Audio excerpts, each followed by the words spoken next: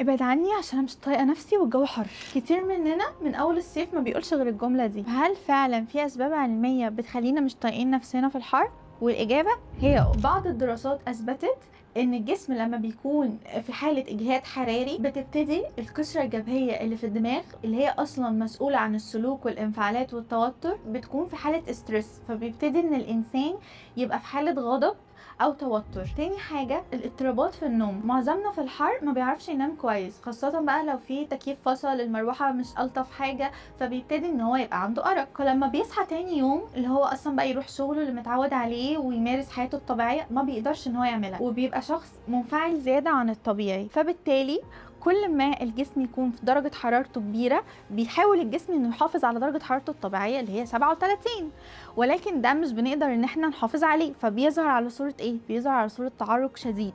التعرق الشديد ده بيكون ليه مشاكل تانية، ان انا الجسم لما بيفقد السوائل واكون انا اصلا ما بهتمش وبدخله سوائل بصفة دايمة ومستمرة، ده بينتج عنه صداع وتوتر شديد طول اليوم. فيا جماعة لما تلاقي زميلك في العمل متضايق، اختك في البيت مش طايقة نفسها عشان قاعدة طول اليوم بتعمل حاجات في البيت، يعني ممكن ان احنا نعذر بعض، ندي لبعض عصير، الدنيا هتتحل والدنيا تمشي.